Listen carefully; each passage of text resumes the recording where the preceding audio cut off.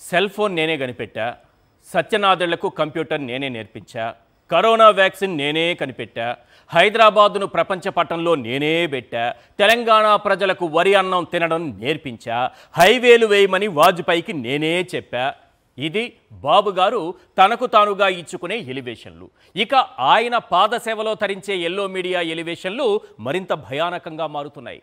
కుదరలేదు కానీ తుపానును తన్ని తరిమేసే ధీరుడు, తుపానును ఎడమ చేత్తో పక్క సముద్రంలోకి విసిరేయగల సూర్యుడు, సముద్రాన్ని కంట్రోల్ చేయగల వీరుడు, విపత్తు నిర్వహణలు ప్రపంచ దేశాలకు సలహాలు సూచనలిచ్చే అపర మేధావి, అమరావతిలో 10 డిగ్రీల ఉష్ణోగ్రత తగ్గించగల శాస్త్రవేత్త, ప్రపంచ యువతకు ఏ పాఠాలు చెప్పగల విద్యావేత్త, సంపద సృష్టించడం ఎలానో అమెరికాకు నేర్పించిన వ్యాపారవేత్త. ఇది ఎల్లో మీడియా మోంథా తుపాను వేళ చంద్రబాబును ఆకాశానికెత్తిన తీరు. నిజానికి వీళ్ళు చంద్రబాబుకు బాగా భజన చేస్తున్నామని అనుకుంటున్నారేమో కానీ ఆయన పరువు సముద్రంలో కలిపేస్తున్నాం అన్న విషయాన్ని మర్చిపోతున్నారు. విపత్తుల వేళ వాస్తవ పరిస్థితులు చెప్పడం మానేసి చంద్రబాబుకు భజన చేస్తున్నారు. ఇది చూసి జనం నవ్వుకుంటున్నారు. ఎల్లో మీడియా ఎలివేషన్లతో చంద్రబాబు జనంలో మరింత చులకనవుతున్నారు. ఈ ఎల్లో మీడియా ఎలివేషన్లు సోషల్ మీడియాలో బాగా ట్రోల్ కావడంతో ఇప్పుడు ఎక్కడ చూసినా అవే. ఇవి ట్రోల్ కావడంతో ఏం చెయ్యాలో దిక్కుతోచగా జగన్ పైన సాక్షి మీడియా పైన పడ్డారు. పోయిన పరువు కాపాడుకునే ప్రయత్నంలో రాధాకృష్ణ గారు ఈరోజు ఏం వార్త రాశారో ఒక్కసారి స్క్రీన్ పైన చూడండి సార్.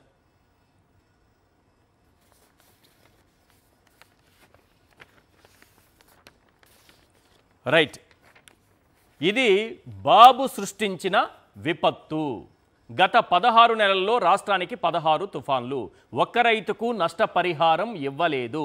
పార్టీ నేతలతో వీడియో కాన్ఫరెన్స్లో జగన్ వింత వ్యాఖ్యలు. ఇది బాబు సృష్టించిన విపత్తంట, జగన్ వింత వ్యాఖ్యలట. ఇదే మళ్ళీ 12వ పేజీలకు వెళ్ళి చూడండి. ఇది బాబు సృష్టించిన తుఫాను అని రాశారు. అందులో ఏం రాశారు? బాబు సృష్టించిన తుఫాను. జగన్మోహన్ రెడ్డి గారు బాబు సృష్టించిన తుఫాను అన్నారా? ఆయన ఇంగ్లీష్లో మాట్లాడితే రాధాకృష్ణ గారు చదువుకున్నారో లేదో, మరి దీన్ని ఫాలో అయినటువంటి ఆ జర్నలిస్టో ఎడిటరో వాళ్ళైనా చదువుకున్నారో లేదో. జగన్మోహన్ రెడ్డి గారు అన్నదేంటి, వీళ్ళు రాసిందేంటి? వింత వ్యాఖ్యలు. గుర్తుపెట్టుకోండి, జగన్ వింత వ్యాఖ్యలు. కిందున్న వార్త గురించి కూడా నేను తర్వాత మాట్లాడతా. జగన్ వింత వ్యాఖ్యలు అన్నారు కదా. జగన్మోహన్ రెడ్డి గారు ఈ తుఫాను కంటే చంద్రబాబు సృష్టించిన విపత్తే చాలా ప్రమాదకరంగా ఉందన్నారు. ఒకసారి జగన్మోహన్ రెడ్డి గారు నిన్న ఏం మాట్లాడారో ఆ బయట ప్లే చేయండి. సో అన్ని రకాల కూడా ఈ క్రాప్ అన్నది నీరుగార్చేశారు, ఆర్బీకేలు అన్నది నిర్వీర్యం చేసేశారు, ఇన్పుట్ సబ్సిడీ ఇచ్చే కార్యక్రమాలు పట్టించుకున్న పరిస్థితుల్లో లేవు, ఉచిత పంటల బీమా ఎత్తేసినారు, ఏ పంటకు కూడా గిట్టుబాటు ధరలు రాని పరిస్థితిలో రైతు తీవ్రంగా ఈ 16 నెలలు 17 నెలలు చంద్రబాబు నాయుడు గారి పాలనలో నష్టపోయిన పరిస్థితులు మనం చూస్తూ ఉన్నాం. ఇవన్నీ మ్యాన్మేడ్ కెలామిటీస్. నిజంగా ఉచిత పంటల బీమా చూస్తే మన హయాంలో అప్పట్లో దాదాపుగా గమనించినట్టయితే మన హయాంలో 7,800 కోట్ల రూపాయలు ఉచిత పంటల బీమా కింద మనమే ప్రభుత్వం తరపునే మనమే రైతులు రూపాయి కట్టాల్సిన పని లేకుండా మనమే ప్రతి ఎకరాకు ఈ క్రాప్ చేసి 54,55,000 మంది రైతులకు తోడుగా నిలబడుతూ దాదాపుగా 7,802 కోట్ల రూపాయలు మనం ఖర్చు చేసి మనం రైతులకు ఇన్సూరెన్స్ సొమ్ము ఇప్పించగలిగాం. ఈరోజు పరిస్థితి ఇంత దారుణంగా ఉంది. ఒకవైపున ఇవన్నీ మ్యాన్మేడ్ తప్పిదాలు ఇన్ని కనిపిస్తూ రైతు తీవ్రంగా నష్టపోయిన పరిస్థితులు ఒకవైపున కనిపిస్తూ ఉండగా, మరోవైపున ఇటువంటి సైక్లాన్ రూపేణ జరిగిన నష్టం. మ్యాన్మేడ్ కెలామిటీస్ అంటే ఏమంటున్నారంటే జగన్మోహన్ రెడ్డి గారు ఇన్పుట్ సబ్సిడీ ఎత్తేశారు, ఫ్రీ ఇన్సూరెన్స్, క్రాప్ ఇన్సూరెన్స్ అనేది ఇంతవరకు కట్టలేదు, 1,300 కోట్లు ఎగ్గొట్టేశారు. ఇప్పుడు ఇన్సూరెన్స్ ఎవరు కల్పిస్తారు? ఇది జగన్మోహన్ రెడ్డి గారు చెప్పింది. గిట్టుబాటు ధర ఉందా? గిట్టుబాటు ధర లేదు. ఆర్బీకేలు నిర్వీర్యం చేసేశారు. ఇవన్నీ చేసేస్తే ఏమవుతుంది రాష్ట్రం చెప్పండి? అసలు జగన్మోహన్ రెడ్డి గారు ఉన్నప్పుడు 85 లక్షల మంది రైతులకు 70 లక్షల ఎకరాల్లో ఉచితంగా ఇన్సూరెన్స్ కల్పించారు. ప్రీమియం ప్రభుత్వం కట్టింది. రైతుల తరపున ప్రభుత్వమే బీమా ప్రీమియం చెల్లింపుతో పూర్తి భరోసా లభించింది. ఆ 5 ఏళ్లలో 54,55,000 మంది రైతులకు 7,802 కోట్ల రూపాయల పరిహారం అందింది. మరి చంద్రబాబు నాయుడు గారు బడ్జెట్లో పెట్టిన 1,300 కోట్లు ఎందుకు ఇన్సూరెన్స్కు కట్టలేదు? ఇది మ్యాన్మేడ్ కెలామిటీ కాదా? ఇది చంద్రబాబు సృష్టించిన విపత్తు కాదా? వాళ్ళకి తుపాను సృష్టించిన విపత్తు కంటే చాలా ప్రమాదకరంగా ఉందా లేదా? మరి వింత వ్యాఖ్యలే ఉన్నాయి ఇందులో వింత వ్యాఖ్యలే ఉన్నాయి. అంటే ఏంటంటే వింత వ్యాఖ్యలు అంటే ఏంటంటే ఇప్పుడు భయపడిపోవాలి. జగన్మోహన్ రెడ్డి గారు వింత వ్యాఖ్యలను రాసేశారు కాబట్టి నేను చాలా జాగ్రత్తగా ఉండి చంద్రబాబు నాయుడు గారు ఫ్రీ ఇన్సూరెన్స్ ఎగ్గొట్టినా సరే, కట్టకుండా క్రాప్ ఇన్సూరెన్స్ ఎగ్గొట్టినా సరే మనం చెప్పకూడదు. ఇన్పుట్ సబ్సిడీ ఎగ్గొట్టినా సరే మనం చెప్పకూడదు. ఆర్బీకేల్ని నిర్వీర్యం చేసినా సరే మనం చెప్పకూడదు. అంటే భయపెట్టేద్దాం అనుకుంటున్నారా? ఏమున్నాయి వింత వ్యాఖ్యలు మీకు? అంటే జగన్ గారు భయపడిపోవాలి. చంద్రబాబు పంటల బీమా ఎత్తేశారన్న విషయం చెప్పకూడదు. ఇన్పుట్ సబ్సిడీ ఎగ్గొట్టారన్న విషయం చెప్పకూడదు. ఆర్బీకేలు నిర్వీర్యం చేశారని అసలేం మాట్లాడకూడదు. అన్నదాత సుఖీభావ పేరుతో మోసం చేశారన్న విషయం గుర్తు చేయకూడదు. మరి ఇన్ని ఎగ్గొడితే తుపాను సృష్టించిన విపత్తు కన్నా చంద్రబాబు సృష్టించిన విపత్తు ఇంకా ప్రమాదం కాదా? జగన్మోహన్ రెడ్డి గుర్తు చేసింది అదే, ఆయన చెప్పింది కూడా అదే. ఇది చంద్రబాబు నాయుడు గారి విపత్తు తుపాను విపత్తు కంటే చాలా ప్రమాదకరం. తుపాను ఎప్పుడో ఒకసారి వచ్చిపోతుంది, ఎప్పుడో ఒకసారి ప్రమాదం సృష్టిస్తుంది, విపత్తు సృష్టిస్తుంది, నష్టం కలిగిస్తుంది. కానీ చంద్రబాబు నాయుడు గారు దాదాపు 2 ఏళ్లుగా నష్టం చేస్తున్నారే కదా రైతాంగానికి. ఇక అందులోనే జగన్ పరువు తీసేసిన సొంత మీడియా అంటూ మరో వార్త కూడా ఒకసారి పేపర్ చూపించండి. అందులో అక్కడ రాశారు, జగన్ పరువు తీసేసిన సొంత మీడియా అంట. ఎంత బాధపడుతున్నారో పాపం. ఏది ఎలివేషన్ ఇవ్వలేదని మీలాగా ఇట్లా తిప్పి దాన్ని రౌండ్ తిరుగుతూ ఉన్నదాన్ని ఇట్లా తిప్పి పక్క సముద్రంలోకి విసిరేయడం, ఇవన్నీ చేయలేదనా? ఏం జగన్ పరువు తీసేసింది? సీఎంగా లేకపోయినా తుపానులో ఆదుకున్న ఏకైక మగాడట. సీఎంగా ఆయన లేకపోయినా ఆయన తెచ్చిన వ్యవస్థల్ని ఈరోజు ప్రజలు గుర్తు చేసుకుంటున్నారన్న విషయాన్ని మేం గుర్తు చేశాం. కావాలంటే వినండి, రాష్ట్రమంతా వినాలి. ఇలా ఇదేదో ఉన్నట్టుగా ఒక థంబ్నెయిల్నో దేన్నో తీసుకొచ్చి చెప్పడం కాదు. ఆ రోజు వాస్తవంగా ఏం జరిగింది, ఏం మాట్లాడారు, ఆ విశ్లేషణలో ఏమైనా తప్పుందా? చంద్రబాబు నాయుడు గారు సచివాలయాలపైన విషం కక్కారా లేదా? అదే సచివాలయాల్ని నేనే తీసుకురావాలనుకుని జీవో ఇచ్చా 2002లోనో 2003లోనో అని అన్నారా లేదా?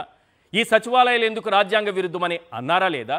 అదే సచివాలయ వ్యవస్థతో ఈరోజు ఉపయోగించుకున్నారా లేదా తుపాను సందర్భంలో?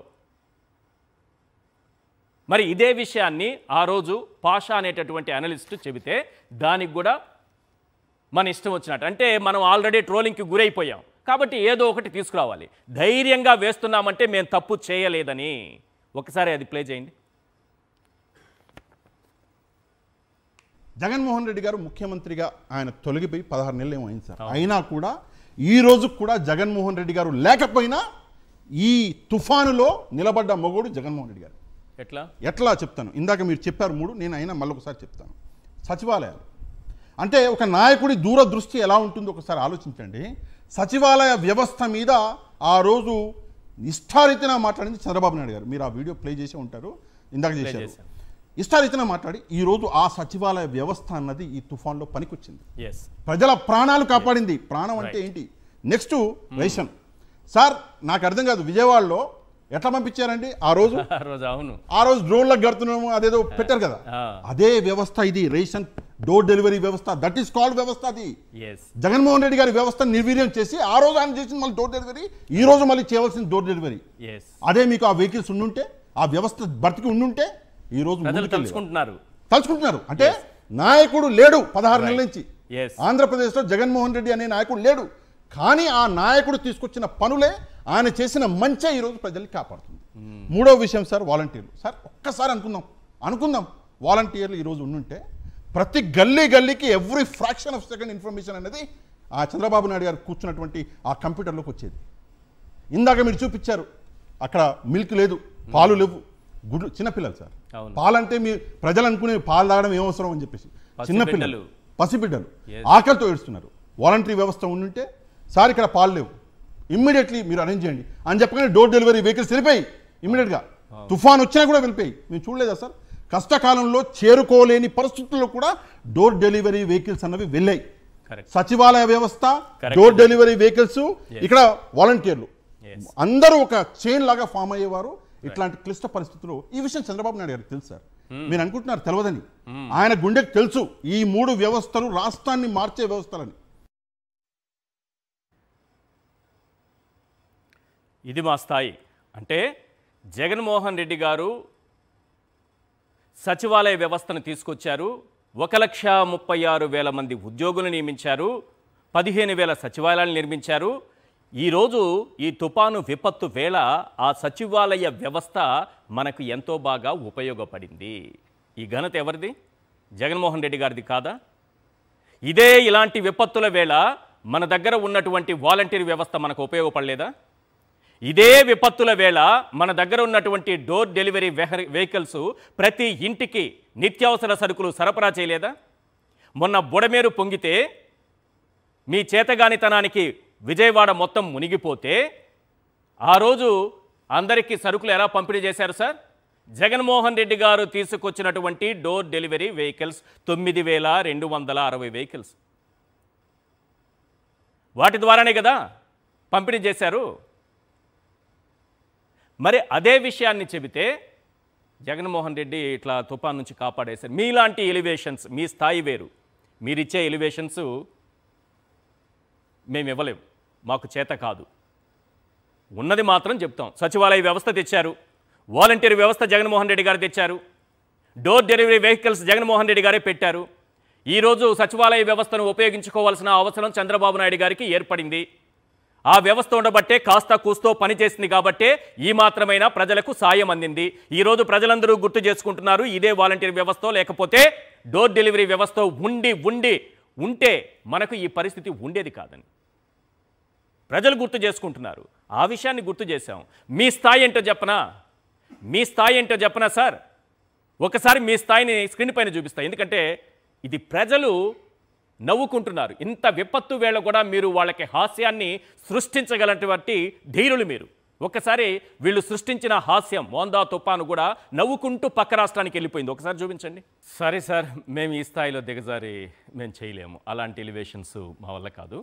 కాకపోతే మీరు ఇచ్చినటువంటి ఎలివేషన్స్తో ప్రజలు నవ్వుకుంటూ ఈ విపత్తుల వేళ కూడా ప్రజలు నవ్వుకుంటున్నారు. కన్నీరు గారుస్తున్నటువంటి రైతులు ఇంకా కన్నీరు కారుస్తూనే ఉన్నారు. ఈ సందర్భంలో కొన్ని ప్రశ్నలు వినిపిస్తున్నాయి, ఒక 5. అవేంటో ఒకసారి స్క్రీన్ పైన చూద్దాం.